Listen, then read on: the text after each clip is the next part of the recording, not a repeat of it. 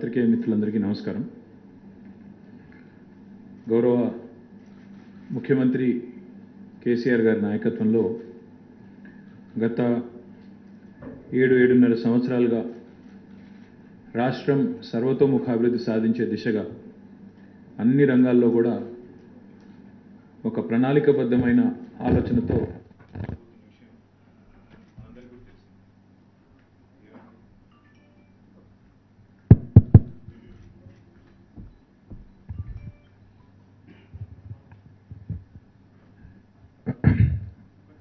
గత 7.5 సంవత్సరాలుగా గౌరవ ముఖ్యమంత్రి గారి నాయకత్వంలో తెలంగాణ రాష్ట్రం అన్ని రంగాల్లో వివిధ రకాల కార్యక్రమాలతో అభివృద్ధి పథంలో ఒక ప్రణాళికాబద్ధమైన ఆలోచనతో ముందుకు పోతున్న విషయం మీ అందరికీ కూడా తెలిసిందే.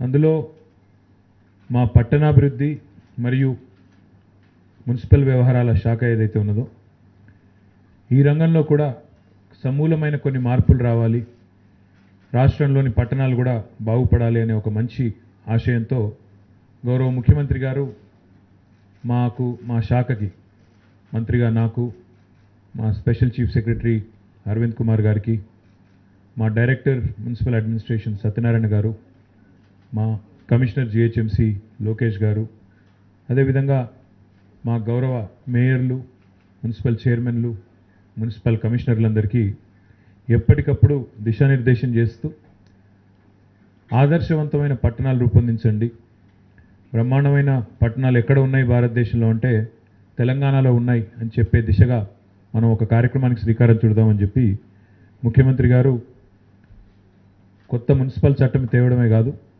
పట్టణ ప్రగతి కార్యక్రమాన్ని కూడా తీసుకొచ్చిన విషయం మీ అందరికీ కూడా తెలుసు. తెలంగాణ రాష్ట్రం ఏర్పడక ముందు రాష్ట్రంలో ఉన్న మున్సిపాలిటీల సంఖ్య కేవలం 68 మాత్రమే. రాష్ట్రం ఏర్పడ్డ తర్వాత ఆ సంఖ్యని 68 నుంచి ఈరోజు 142కు పెంచుకున్నాం. కార్పొరేషన్లు పెరిగినాయి 6 నుంచి 13కి, అదేవిధంగా మున్సిపాలిటీలు కూడా పెరిగి మొత్తంగా ఈరోజు 142 మున్సిపల్ లోకల్ బాడీస్ ఉన్నాయి.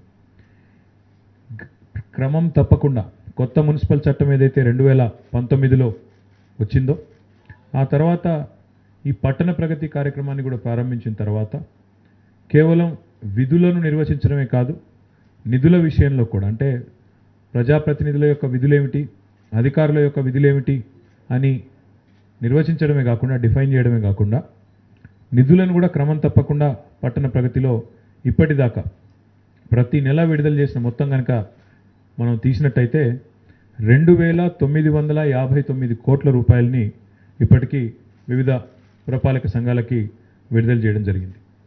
ఇందులో ప్రధానంగా ప్రజా ఉపయోగపరమైన కార్యక్రమాలు అంటే పార్కులు కానీ, మోడల్ మార్కెట్స్ కానీ, పబ్లిక్ టాయిలెట్స్ కానీ, integrated veg and non veg markets కానీ, ఎల్ఈడి లైట్లు కానీ, వైకుంఠ ధామాలు, open gyms, urban lung spaces ఇట్లాంటి కార్యక్రమాలు, ఇట్లాంటి సౌకర్యాలు ప్రజలకి అవసరమైన సౌకర్యాలు ఏర్పాటు చేసే ప్రయత్నం బలంగా చేస్తూ ఉన్నాం. ముఖ్యమంత్రి గారు ఎప్పుడు మాకు ఇచ్చే ఇంకొక ఆదేశం ఏమంటే, ఆలోచన ఏమంటే, మాకు చేసే సూచన ఏమంటే మౌలిక వసతుల మీద దృష్టి పెట్టండి, బేసిక్స్ మీద దృష్టి పెట్టండి అని చెప్తూ ఉంటారు. ఆ క్రమంలోనే అర్బన్ మిషన్ భగీరథ కార్యక్రమంలో భాగంగా తాగునీటికి ఈరోజు ఇబ్బంది లేకుండా మొత్తం రాష్ట్ర వ్యాప్తంగా ఉన్న అన్ని పట్టణాల్లో కూడా చర్యలు తీసుకున్నాం. దానికోసం కూడా పెద్ద ఎత్తున పట్టణ ప్రగతి కానీ ఇతర రూపాల్లో వచ్చిన డబ్బులు కూడా ఖర్చు పెడతా ఉన్నాం. పట్టణాల్లో పారిశుద్ధ్య నిర్వహణకు సంబంధించి కూడా సమగ్రమైన ప్రణాళికలతో గతంలో ఎన్నడూ లేని విధంగా ఒక పటిష్టమైన వ్యూహంతో ముందుకు పోతూ ఉన్నాం. అందులో స్వచ్ఛ ఆటోలు కొత్తగా కొన్నాం, ఘన వ్యర్థాల నిర్వహణ అంటే సాలిడ్ వేస్ట్ మేనేజ్మెంట్ కానీ, అదేవిధంగా లిక్విడ్ వేస్ట్ మేనేజ్మెంట్ కానీ వీటికి సంబంధించి కూడా ఒక మంచి కార్యాచరణతో కొత్త డంప్ యార్డ్లు, డ్రై రిసోర్స్ కలెక్షన్ సెంటర్లు ఇవన్నీ కూడా ఏర్పాటు చేసుకున్నాం. భారతదేశంలో ఎక్కడా లేని విధంగా మున్సిపాలిటీల్లో చట్టంలోనే గ్రీన్ బడ్జెట్ అనే ఒక ఒరవడిని కొత్త ఆలోచనను కూడా ప్రవేశపెట్టి మరి ఈరోజు హరిత పట్టణాలుగా తెలంగాణలో మనం ఒక బలమైన ప్రయత్నం, చాలా బలమైన ముద్ర వేసే ఒక ప్రయత్నం కూడా చేస్తూ ఉన్నాం. వీటితో పాటు కొన్ని ముఖ్యమైన చట్టాలు, టీఎస్ బీపాస్ లాంటి చట్టం, బిల్డింగ్ అనుమతుల్లో అవినీతి రహితంగా పౌరుడు లంచం ఇచ్చే అవసరం లేకుండా బీపాస్ లాంటి చట్టాలు, building permission approval self certification system లాంటి చట్టాలు కూడా తీసుకొచ్చాం. అవి మాత్రమే కాకుండా ఈరోజు మొబైల్ యాప్స్ ద్వారా సేవలు, సెల్ఫ్ అసెస్మెంట్ లాంటి పౌరుడి మీదనే బాధ్యత పెట్టే విధంగా సెల్ఫ్ అసెస్మెంట్ లాంటి అంశాలు ఇవన్నీ కూడా తీసుకొని వచ్చాం. వీటితో పాటు ఇంకా ముఖ్యంగా చెప్పాలి అంటే మొత్తం మేము ఇప్పటిదాకా తీసుకొచ్చిన అన్ని చట్టాలు కూడా పౌరుడు కేంద్రంగా పౌర సేవలే లక్ష్యంగా తీసుకురావడం వల్ల చాలా ఫలితాలు కూడా కనబడుతూ ఉన్నాయి. ఆ ఫలితాలు గతంలో చూసినట్టయితే మాకు వివిధ సందర్భాల్లో కేంద్ర ప్రభుత్వం ఇచ్చిన గుర్తింపు రూపంలో వచ్చినాయి. మరి తాజాగా నిన్న మొన్న వచ్చి మా కేంద్ర ప్రభుత్వం నుంచి మాకు సమాచారం వచ్చింది. కేంద్ర అర్బన్ అఫైర్స్ మినిస్ట్రీ నుంచి గృహ నిర్మాణం మరియు పట్టణ వ్యవహారాల శాఖ ఏదైతే కేంద్రంలో ఉందో, నాకు హర్దీప్ సింగ్ పూరి గారి నుంచి నాకు సమాచారం వచ్చింది. మా స్పెషల్ చీఫ్ సెక్రటరీ గారికి అక్కడ సెక్రటరీ గారి నుంచి కూడా మాకు సమాచారం ఇవ్వడం జరిగింది. మా డైరెక్టర్ గారికి కూడా సమాచారం ఇచ్చారు. మొత్తంగా తెలంగాణ జాతీయ స్థాయిలో జరిగిన ఈ శానిటేషన్ ఛాలెంజ్ ఏదైతే ఉన్నదో దానిలో భాగంగా ఒక పోటీ నిర్వహిస్తే మొత్తం భారతదేశంలోని 4300 నగరాలు, పట్టణాలు ఈ పోటీలో పాల్గొంటే తెలంగాణకి 12 పైచిల్కు అవార్డ్స్ మనకు వచ్చినాయి. 12 తెలంగాణలోని పట్టణాలకి, వివిధ పట్టణాలకి 12 పైచిల్కు అవార్డ్స్ వచ్చినాయి. ఇది మన రాష్ట్రానికి, ముఖ్యంగా రాష్ట్రంలో జరుగుతున్న పట్టణ ప్రగతి కార్యక్రమంలో జరుగుతున్న వివిధ కార్యక్రమాలకు లభించిన గుర్తింపుగా మేము భావిస్తూ ఉన్నాం. అందులో ఈ అవార్డులన్నింటినీ కూడా మాకున్న సమాచారం మేరకి ఈ నెల 20 తారీఖు నాడు ఢిల్లీలో విజ్ఞాన్ భవన్లో గౌరవనీయులు పెద్దలు భారత రాష్ట్రపతి రామ్నాథ్ కోవింద్ గారి చేతుల మీదుగా మన నగరాలకి, మన పట్టణాలకి అందజేయడం జరుగుతుంది. నిజంగా ఇది మనందరికీ కూడా గర్వకారణం, తెలంగాణ రాష్ట్రానికి గర్వకారణం ఈ రకమైన గుర్తింపు రావడం. నేను హృదయపూర్వకంగా మా అధికారులు అరవింద్ గారు, సత్యనారాయణ గారు, లోకేష్ గారు, అదే రకంగా వివిధ మున్సిపాలిటీలకు సంబంధించిన మున్సిపల్ కమిషనర్లు, ఆయా నగరాలకు సంబంధించిన మేయర్లు, మున్సిపల్ చైర్మన్లను కూడా నేను హృదయపూర్వకంగా అభినందిస్తూ ఉన్నాను. వారికి శుభాకాంక్షలు కూడా నేను తెలియజేస్తూ ఉన్నాను.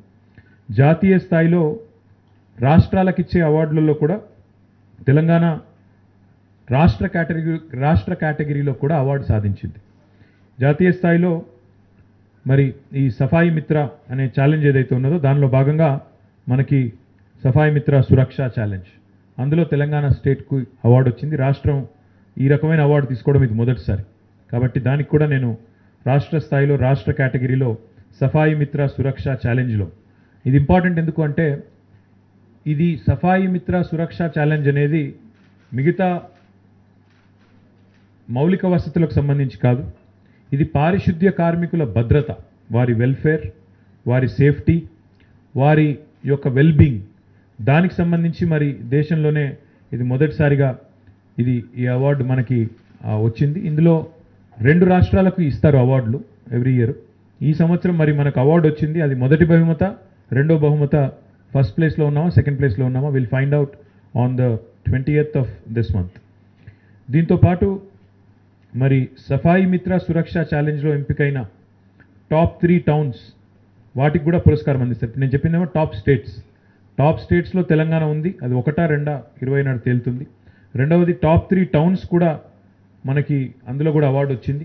అందులో కరీంనగర్ కార్పొరేషన్కి మనకి 3 లక్షల కంటే తక్కువ జనాభా ఉండే టౌన్స్లో కరీంనగర్ పట్టణానికి మరి వారు కూడా అవార్డుకి ఎంపికయ్యారు.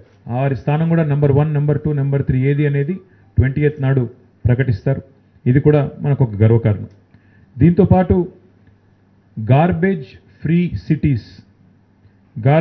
సిటీస్ కింద ఏదైతే మనకి ఒక రేటింగ్ ఇస్తారో వారు, అందులో గ్రేటర్ హైదరాబాద్ మనకి వారు గుర్తించారు.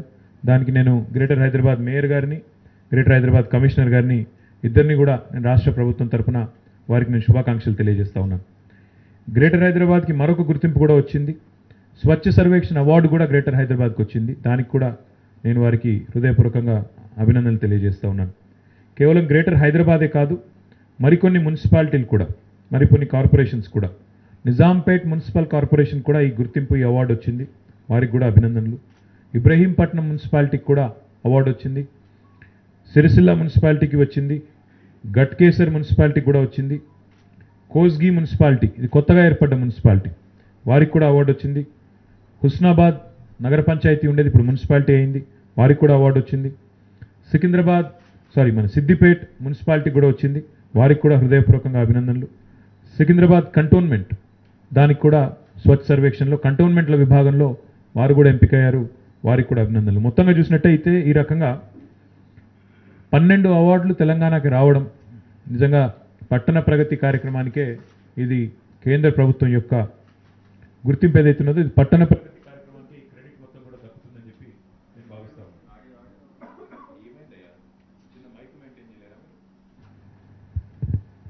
వచ్చిందా ఇప్పుడు? పట్టణ ప్రగతి కార్యక్రమానికి మరి ఈ గుర్తింపు మొత్తం లభించిందని నేను భావిస్తూ ఉన్నాను. ఇప్పటికే మీ అందరికీ తెలుసు, ఇవేమో కొత్తగా వచ్చిన అవార్డులు, కానీ మున్సిపల్ డిపార్ట్మెంట్ గత కొద్ది కాలంగా చేస్తున్న ప్రయత్నం వల్ల రాష్ట్రంలోని 142 ఏవైతే మున్సిపాలిటీస్ ఉన్నాయో వాటిలో ఇప్పటికే 101 మున్సిపాలిటీలు ఓడిఎఫ్ ప్లస్ కేటగిరీ కింద కేంద్ర ప్రభుత్వం ఇప్పటికే గుర్తించింది. ఇంకా ఒక అడుగు ముందుకేసి ఒక 8 మున్సిపాలిటీలని ఓడిఎఫ్ ప్లస్గా 101 ఓడిఎఫ్ ప్లస్ కేటగిరీ కింద గుర్తించబడ్డాయి. మొత్తం రాష్ట్రంలో 142 మొత్తం ఓడిఎఫ్ కింద ఎప్పుడో గుర్తించబడ్డాయి. ఓడిఎఫ్ ఏమో కంప్లీట్ స్టేట్, ఓడిఎఫ్ ప్లస్ ఏమో 101 మున్సిపాలిటీలు, ఓడిఎఫ్ ప్లస్ అంటే 2 ప్లస్లు, ఇది 8 మున్సిపాలిటీస్కి గుర్తింపు వచ్చింది. ఇది కూడా కేంద్ర ప్రభుత్వం గతంలోనే ఇచ్చింది. దీంతోపాటు వాటర్ ప్లస్ సిటీగా హైదరాబాద్ నగరాన్ని ఇప్పటికే కేంద్ర ప్రభుత్వం గుర్తించింది. ఈ రకంగా ఆ క్రెడిట్ కూడా మనం తెలంగాణ రాష్ట్రానికి వచ్చిందని చెప్పవచ్చు. మరి ఇది దుర్గాశంకర్ మిశ్రా గారు, సెక్రటరీ గారు, మొన్న వారు కూడా ట్వీట్ చేశారు, వారు కూడా మాకు వార్తా సమాచారం ఇచ్చినారు. మొత్తం భారతదేశంలోనే ప్రధాన్ మంత్రి స్వనిధి అనే కార్యక్రమం ఏదైతే స్ట్రీట్ వెండర్స్ కోసం వారు పెట్టారో, Telangana stood number 1 in the country. మొత్తం స్ట్రీట్ వెండర్స్కి 100% distribution of loans up to 10,000 rupees. మొత్తం భారతదేశంలోనే నంబర్ 1 స్థానంలో తెలంగాణ నిలిచిందని చెప్పి దుర్గాశంకర్ మిశ్రా గారు వారు కూడా ప్రశంసించారు. దానికి కూడా వారికి మా ధన్యవాదాలు తెలియజేస్తా ఉన్నాను. స్వచ్ఛ సర్వేక్షణతో పాటు ఇట్లాంటి ఇతర కార్యక్రమాలు ఓడిఎఫ్ ప్లస్ కావచ్చు, ఓడిఎఫ్ ప్లస్ కావచ్చు, వాటర్ ప్లస్ కావచ్చు, స్వనిధి కావచ్చు, వీటన్నింటిలో కూడా తెలంగాణ రాష్ట్రం అగ్రస్థానంలో నిలుస్తుంది అంటే మా ప్రభుత్వం ప్రణాళికబద్ధంగా చేస్తున్న ప్రయత్నాలే దీనికి కారణం, దానికి ప్రజల సహకారం కూడా కారణం అని చెప్పి తప్పకుండా చెప్పొచ్చు. దీంతోపాటు అంటే చిన్న ఉదాహరణ మీకు చెప్పాలి అంటే ఏ రకమైన ప్రయత్నాలు జరిగినాయి, ఈ ఒక టాయిలెట్స్ విషయమే తీసుకుంటే రాష్ట్ర ప్రభుత్వం గతంలో మొత్తం రాష్ట్రంలో ఉన్న అన్ని మున్సిపాలిటీల్లో ఉన్న ఒక మరుగుదొడ్ల సంఖ్యనే తీసుకుంటే 8,000 నుంచి 8,500 మధ్యన ఉండేది. కానీ 9,000 కొత్త మరుగుదొడ్లను నిర్మాణం చేయడం జరిగింది. మొత్తంగా వ్యక్తిగత మరుగుదొడ్లు కూడా కలుపుకుంటే 1,57,000 మరుగుదొడ్ల నిర్మాణం చేయడం జరిగింది. ఇంకా చెప్పాలంటే చాలా ఉన్నాయి. మీకు కొత్త ఎస్టీపీల నిర్మాణం కానీ, స్వచ్ఛ ఆటోలు కానీ, ఈ మాత్రమే కాకుండా ఒక వినూత్నమైన కార్యక్రమం కూడా మన రాష్ట్రంలో తీసుకున్నాం. ఫీకల్ స్లడ్జ్ ట్రీట్మెంట్ ప్లాంట్స్ మొత్తం రాష్ట్రంలోని అన్ని మున్సిపాలిటీలో ఏర్పాటు చేయాలనే లక్ష్యంతో అన్ని పట్టణాలు కూడా భవిష్యత్తులో ఓడిఎఫ్ ప్లస్ కావాలనే ఆలోచనతో తెలంగాణ గవర్నమెంట్ ముందు చూపుతో ఏర్పాటు చేసిన FSTP faecal sludge treatment plant వల్ల మనకి స్వచ్ఛ సర్వేక్షణలో కూడా మనకి మంచి మార్కులు వచ్చినాయి. దానివల్ల కూడా మనకి కొన్ని ర్యాంక్స్ వచ్చాయి. ఈ రకంగా ఇంకా తెలంగాణ ప్రభుత్వం చేస్తున్న వివిధ కార్యక్రమాల వల్ల, వివిధ ప్రయత్నాల వల్ల మనకి కేవలం కేంద్ర ప్రభుత్వ గుర్తింపే కాదు, ఇంకా చాలా రకాల గుర్తింపులు కూడా హడ్కో నుంచి, తర్వాత ఇంకా ఇతర పబ్లికేషన్స్, డిజిటల్ టెక్నాలజీ సభా ఎక్సలెన్స్ అవార్డు, తర్వాత జనాగ్రహ సిటీ గవర్నెన్స్ అవార్డ్స్, ఇట్లా చాలా ఉన్నాయి ఇంకా కూడా వచ్చిన గుర్తింపులు. కానీ we're taking a lot of delight, we're taking a lot of pride in the newly announced awards of sanitation challenge from government of India. ఎందుకంటే ఇప్పటిదాకా మాకు ఎక్కువ వరకు పల్లెలకే అవార్డులు వచ్చినాయి, ఇప్పుడు పట్టణాలకు కూడా అవార్డులు వస్తూ ఉన్నాయి. కాబట్టి ఇటు పల్లె ప్రగతి అటు పట్టణ ప్రగతి ఏకకాలంలో కలిసి జరగడం అనేది ఒక రాష్ట్రంలో అరుదు. అట్లాంటిది ఈరోజు అటు రూరల్ డెవలప్మెంట్ ఇటు అర్బన్ డెవలప్మెంట్ రెండు కూడా మంచి పర్ఫార్మెన్స్ చూపెడుతున్నందుకు హృదయపూర్వకంగా మా అధికారులకి, అదే రకంగా గౌరవ ప్రజాప్రతినిధులందరికీ హృదయపూర్వకమైన అభినందనలు తెలియజేస్తూ ఈ అవార్డుల కార్యక్రమంలో అందరం కూడా, మా బృందం అంతా కూడా మొత్తం కలిసి పాల్గొంటాం 20 తారీఖు నాడు. ఎందుకంటే కేంద్ర ప్రభుత్వం ఆహ్వానించింది, ఆ మంత్రి గారు స్వయంగా ఉత్తరం రాశారు రమ్మని. కాబట్టి అందరం కూడా కలిసి పాల్గొని తెలంగాణలో జరుగుతున్న కార్యక్రమాలను వారికి వివరించే ప్రయత్నం చేస్తాం.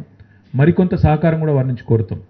ఎందుకంటే ఒక పర్ఫార్మింగ్ స్టేట్, ఒక స్టేట్ ఏదైతే ఇన్ని రకాలుగా ఇన్ని కేటగిరీస్లో మంచి పర్ఫార్మెన్స్ని చూపుతోందో, ఈ స్టేట్కి మరింత ఇతోధికంగా సహాయం చేయండి, మరింత అండగా నిలబడండి అని కేంద్ర ప్రభుత్వాన్ని కోరుతాం. అది హైదరాబాద్ కావచ్చు, ఇతర పట్టణాలు కావచ్చు, దానికి సంబంధించిన అన్ని సమస్యలను కూడా కేంద్ర ప్రభుత్వ దృష్టికి మళ్ళొకసారి తీసుకెళ్ళి వారి సహకారాన్ని, ఇతోధిక సహాయాన్ని కోరుతాం. ఈ రకంగా ముందుకు పురోగమిస్తామని చెప్పి తెలియజేస్తూ మళ్ళొకసారి అందరికీ శుభాకాంక్షలు, ధన్యవాదాలు. Thank you.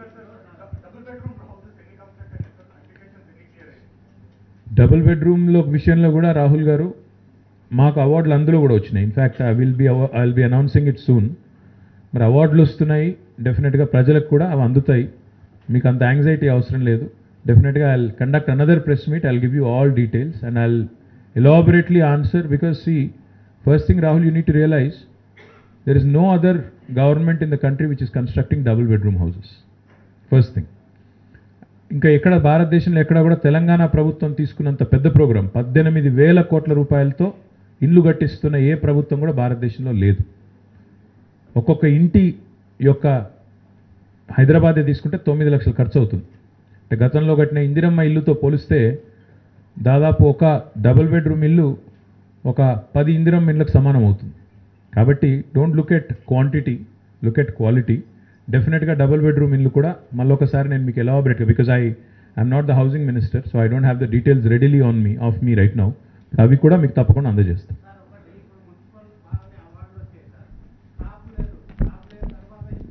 అంటే అభినందిస్తున్నారా? అంటే స్టాఫ్ లేకపోయినా మీరు అవార్డులు తీసుకుంటున్నారని అభినందిస్తున్నారా? యా,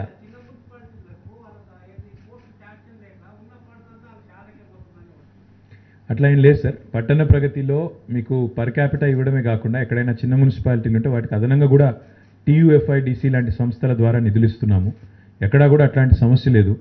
తెలంగాణలో ఈరోజు మీరు చూసినట్టయితే, అంటే ఇంకా ఇస్తే బాగుంటుందో అనే ఆలోచన ఉండవచ్చు, తప్పేం లేదు, డెఫినెట్గా అది ఉండవలసిందే.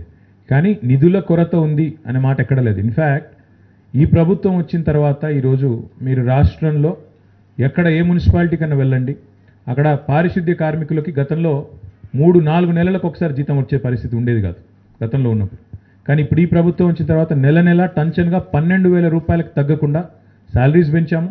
నెల నెల టంచన్గా ఇస్తున్నాం. వాళ్ళు రోడ్ ఎక్కే అవసరం లేకుండా చేసినాం. నెంబర్ 1.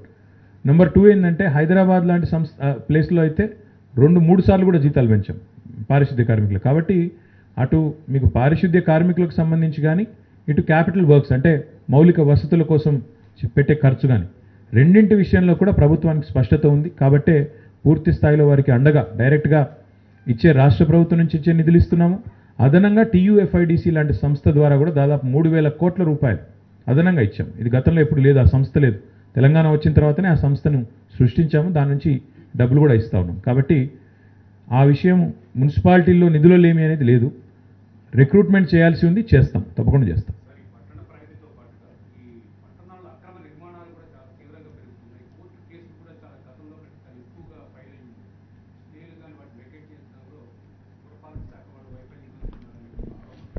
వైఫల్యం అని నేను అనను, కాకపోతే ఒకటి మాత్రం చెప్పగలను, మనుషుల్లో గ్రీడ్ ఉన్నంత కాలం, మానవుల్లో దురాశ ఉన్నంత కాలం ఇవి నడుస్తాయి.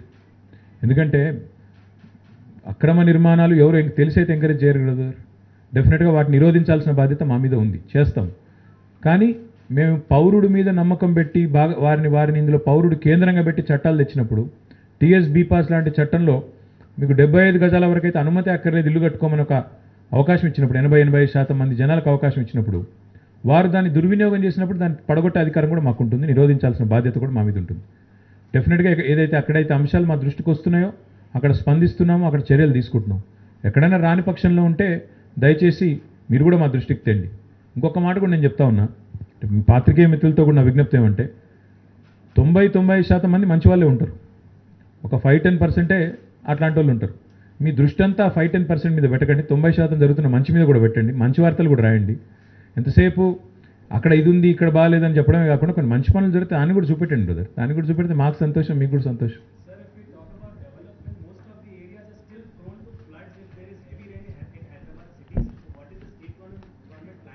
I'll tell you what, brother. See, if you look at the total expanse, land extent of the state of Telangana, it's about 1,12,000 square kilometers. If you look at only Hyderabad, it's about 675 square kilometers. Since your question is only pertinent to Hyderabad, 675 square kilometers. The total population of the state is about 4 crores. But the total population of Hyderabad is about 1 crore. And if you include the floating population, that will be about 1.25 crores. So imagine the kind of load there is on urban infrastructure. The total expanse of the state is 1,12,000 square kilometers, where 4 crore people are dispersed. But in Hyderabad alone, in about 675 square kilometers, you have nearly 1.25 crore people living here. So the load on the urban infra is quite high, quite heavy. That's the urban sprawl that we have. So therefore, the situation that you see in some places, I mean, and I also find it interesting and amusing also at the same time when media reports that Hyderabad is drowned. Only when 2 colonies have submerged, you decide to call it that, you decide to name it or label it that entire Hyderabad is drowned and submerged, which is not accurate. In fact, it's far from being accurate. So therefore, my opinion on this is that as the city continues to grow, as the population continues to flock, as urbanization and suburbanization continues to happen, we need to keep pace. I think if you look at infrastructure, Hyderabad is definitely better than any city in the country, without a question. But if you ask me, is there no scope for improvement? Of course there is. I need to improve the stormwater drains. That's why we've launched, SNDP, the Strategic Nala Development Program. About 858 crores have been sanctioned. Now the next phase will also be taken up. Kaam karte jayenge. But of course, there will always be that, issue of us playing catch up to the growing pace of the city. So therefore, yes, we will come to it. हर जगह हो रहा है भाई. South north का distinction हमारे पास नहीं है. South में भी काम हो रहा है, नॉर्थ में भी हो रहा है.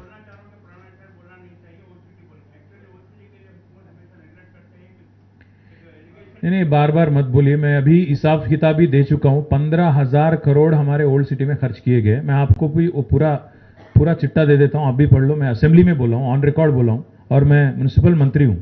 मुझे पूरी तरह से जिम्मेदारी है. जो भी बोल रहा हूँ आपको पूरा मैं हिसाब किताब दे दूंगा. आप ये बार बार ना बोलो. डोंट से, नहीं, बात ऐसे ही ना बोलो. बोलने के वास्ते ना बोलो. अगर क्रिटिसिज्म करना है तो करो, कोई बात नहीं. बट गिव मी प्रूफ कि हमने वहां पे कोई नजरअंदाज हमने किया या कोई काम हमने नहीं किया. बाकी जैसा हो रहा है यहाँ पे भी होगा. और दूसरी बात मैं कहना चाहता हूं, नहीं, सुन तो लीजिए.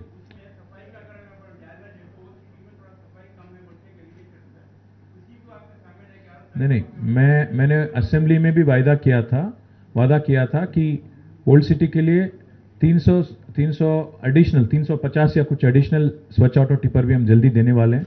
1500 कुछ मिलने वाले हैं. उसमें से ज़्यादातर ओल्ड सिटी को ही देंगे ताकि वहाँ पे भी साफ सफाया और इम्प्रूव.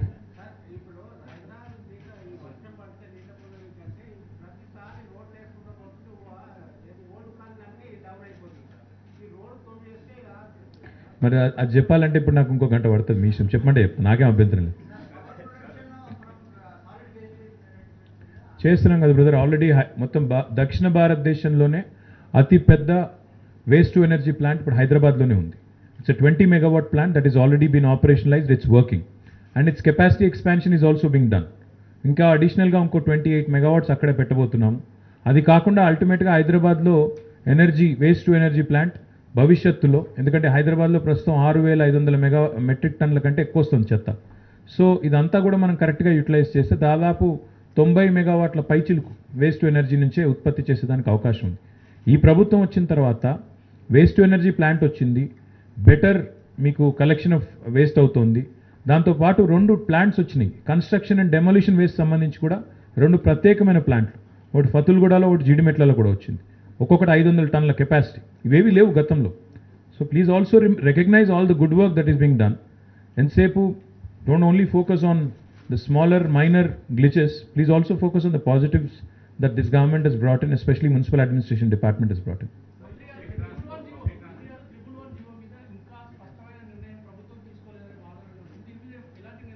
సరైన సమయంలో సరైన నిర్ణయం తీసుకుంటాం.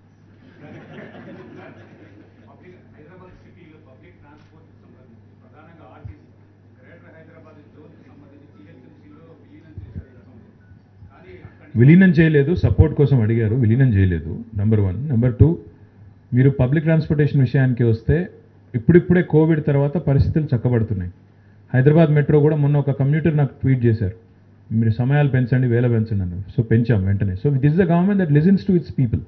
This is the government that actually believes in participatory governance. ఒక సిటిజన్ చెప్తే ట్యాంక్ బండ్ని మొత్తం ఈరోజు ఎవ్రీ సండే ఫండే చేస్తున్నాం. ఇంకొక ఆయన మాకు చెప్తే మొత్తం చార్మినార్ దగ్గర కూడా అట్లాంటి ప్రోగ్రామ్ పెట్టాం. ఇంకొకరు చెప్తే మెట్రో వేలలు మార్చాం. So this is the government that believes in getting feedback. మేము ప్రజల నుంచి ఆ ఫీడ్బ్యాక్ తీసుకుని ఈ గవర్నమెంట్ ఉన్నంత అందుబాటులో నాకు తెలిసినంత వరకు గతంలో ఎప్పుడైనా ఒక మున్సిపల్ అడ్మినిస్ట్రేషన్ ప్రిన్సిపల్ సెక్రటరీ కానీ, సిడిఎంఏ కానీ, కమిషనర్ కానీ, మేయర్ కానీ సోషల్ మీడియాలో కూడా ప్రజల విజ్ఞప్తులు స్వీకరించి పరిష్కరించిన పరిస్థితి ఉందా గతంలో ఎప్పుడన్నా? ఇప్పుడు మొట్టమొదటిసారి ఇట్లాంటివి చూస్తున్నారు మీరు.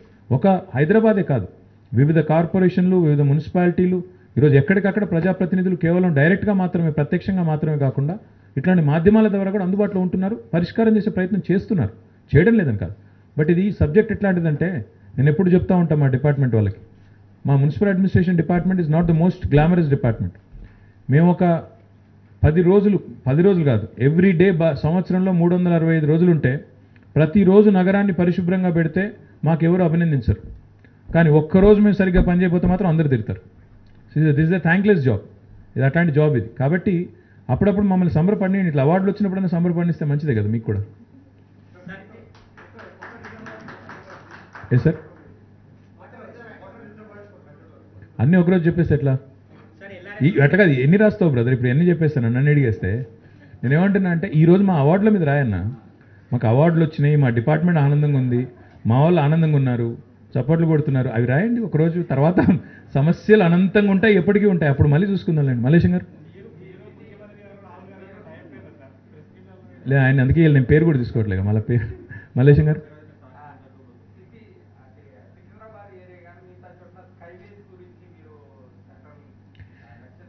బ్రదర్, మొన్ననే ముఖ్యమంత్రి గారు చెప్పారు, మా ఈ 7.5 ఏళ్లలో ఒక్క అంశం కాదు, ఎన్నో అంశాలు పెండింగ్లో ఉన్నాయి కేంద్ర ప్రభుత్వంలో. ఒక్కొక్క అంశం వదిలిపెట్టకుండా వాళ్ళను వెంటబడి, వాళ్ళను వేటాడి, ఎంబడబడి సాధించుకునే ప్రయత్నం చేస్తాం. ఇక వినకపోతే ప్రజాస్వామ్యంలో మాకు నిరసన చెప్పే హక్కు ఉంది. నిన్న చెప్పాము, అగ్రికల్చర్ విషయంలో, ప్యాడీ ప్రొక్యూర్మెంట్ విషయంలో నిన్న రోడ్ ఎక్కాము, నిరసన చెప్పాము, ప్రజల దృష్టికి తీసుకుని పోయాము. హైదరాబాద్ విషయంలో కూడా ఒకటి కాదు, 10ల సంఖ్యలో మా విజ్ఞప్తులు బుట్టదాఖలైనాయి. అవన్నింటిని కూడా ఒక్కొక్కటిగా బయటికి తీస్తాము, ప్రజల ముందు పెడతాము, డిమాండ్ చేస్తాము కేంద్ర ప్రభుత్వాన్ని. వారు సవ్యంగా మా ప్రజల, ఈ రాష్ట్ర ప్రభుత్వం యొక్క విజ్ఞప్తిని మన్నించకపోతే, వారు ఇదే విధమైన సహాయ నిరాకరణ కొనసాగిస్తే ఒక పర్ఫార్మింగ్ స్టేట్కి మాకు నిజంగా చూస్తే ప్రశంసలు దక్కుతున్నాయి, అవార్డులు దక్కుతున్నాయి, ఇటు పంచాయతీరాజ్కి దక్కుతున్నాయి, ఇటు పట్టణాభివృద్ధికి వస్తున్నాయి, పైసలు మాత్రం వస్తలేవు వాస్తవం చెప్పాలంటే. మాకు అదనంగా రావట్లేదు, అంటే ఏదో మాకు రాజ్యాంగబద్ధంగా రావాల్సినవి వాళ్ళు ఇయ్యక తప్పదు, మేము డెఫినెట్గా తీసుకుంటాం, అందులో ఇయ్యకపోతే ఊకునే సమస్య లేదు. అదనంగా ఒక్క పైసా రాదు. పక్కన బెంగళూరులోనేమో మెట్రోకి డబ్బులు వస్తాయి, 17,000 కోట్లు వస్తాయి, మాకు మాత్రం రావు. ఇట్లా ఎన్నో ఉన్నాయి, ఒకటిగా సబ్జెక్ట్. ఇప్పుడు మీరు చెప్పారు రక్షణ శాఖను ముఖ్యమంత్రి గారే పలుమార్లు అడిగారు, ప్రధానమంత్రిని అడిగారు, కేంద్ర డిఫెన్స్ మినిస్టర్ని అడిగారు. కానీ ఎందుకో వాళ్ళకు మెంటల్ బ్లాక్ ఉంది, వాళ్ళకు ఇయ్యదలుచుకోలేదు రోడ్లు ఇక్కడ. ఇప్పుడు ప్యారడైజ్ నుంచి షామీర్పేట వైపు పోవాలంటే ఆ రహదారి ఎంత భయంకరంగా మారిపోయిందంటే, ట్రాఫిక్ ఏమో పెరిగింది, గంటలు చిక్కుకొని పోయే పరిస్థితి. మీరు ఇక్కడ ప్యారడైజ్ నుంచి, ప్యాట్నీ నుంచి కొంపల్లి పోవాలంటే అటువైపు కూడా భయంకరమైన ట్రాఫిక్ ఉంది, అక్కడ కూడా వీళ్ళే అడ్డం. ఆఖరికి ఎంత బాధ అంటే, ఇక్కడ మేము ఇప్పుడు మీరు ఇందాక నాలా గురించి అడిగారు ఒక మిత్రుడు, ఇక్కడ లంగర్ హౌస్లో బుల్కాపూర్ నాలా అని ఉంటుంది, ఇటు బంజారాహిల్స్ నుంచి కింద హుస్సేన్ సాగర్ దాకా వస్తుంది. అది ఆ మిలిటరీ ఏరియాలకి వెళ్ళి, ఆ కంటోన్మెంట్లకి వెళ్ళి వస్తుంది, లంగర్ హౌస్లో ఉండే దానికి వెళ్ళి వస్తుంది. దాని మీద ఒక చెక్ డ్యామ్ కట్టి పారేసిండ్రు. దానివల్ల మొన్న మొత్తం శాతం చెరువు మునిగిపోయే పరిస్థితి. మేము అడిగినాం, అయ్యా తీసేయండి, ఇదేం పద్ధతి, కిందికి నీళ్ళు పోవాలి కానీ మీరు అడ్డం కట్టుడేందే అని. వాళ్ళు తీయరు. వాళ్ళు ఏదో ప్యారలల్ గవర్నమెంట్ నడుపుతున్నట్టు, ఇక్కడ వాళ్ళకేదో ప్యారలల్ వ్యవస్థ ఉన్నట్టు, వాళ్ళు ఈ రాష్ట్రంలో భాగస్వాములు కానట్టు, ఈ రక్షణ రంగ అధికారుల వైఖరి, వాళ్ళ ఇష్టారీతిన రోడ్లు బంద్ చేస్తారు. ఇట్లాంటి ఎన్నో ఉన్నాయి ఇష్యూలు, ఇక చెప్పాలంటే ఇప్పుడు చాలా ఉన్నాయి. ఖచ్చితంగా తీస్తాం. ఇన్ని రోజులు 7.5 years మర్యాదగా వారు కేంద్ర ప్రభుత్వం, మనం రాష్ట్ర ప్రభుత్వం కాబట్టి ఒక పద్ధతి ప్రకారం నడవాలా. కొత్త రాష్ట్రం ఇంకా టికాయించలేదు, మనం కొత్తగా ఇంకా స్థిరపడలేదు అన్న ఉద్దేశంతో చాలా మర్యాదగా కాన్స్టిట్యూషనల్ పోస్ట్లో ఉండేవాళ్ళం కాబట్టి మంత్రులుగా, ముఖ్యమంత్రిగా గౌరవ పెద్దలు కేసీఆర్ గారు మర్యాదపూర్వకమైన ఒక సంభాషణ కొనసాగించాం. కానీ వారు వినకపోతే, ప్రభుత్వం ప్రజల పక్షాన చేస్తున్న విజ్ఞప్తులు మన్నించకపోతే మాకు ఇంకా వేరే మార్గం లేదు. We have to take to the streets, we have to protest, we have to demonstrate, we have to continue to ask, we have to continue to make a case. ఆ పని చేస్తాం. बिल्कुल होगा.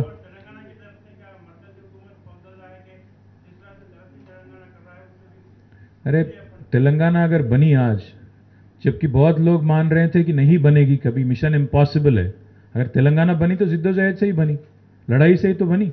ऐसे तो बोलते हैं ना, वो घी जब सीधी उंगली से नहीं निकलती है तो क्या करना पड़ता, फिर टेढ़ी उंगली इस्तेमाल करना पड़ता. तो वही करेंगे, जो करना है करेंगे, और मरकजी हुकूमत क्या किसी से भी लड़ेंगे तेलंगाना आवाम के लिए. Thank you.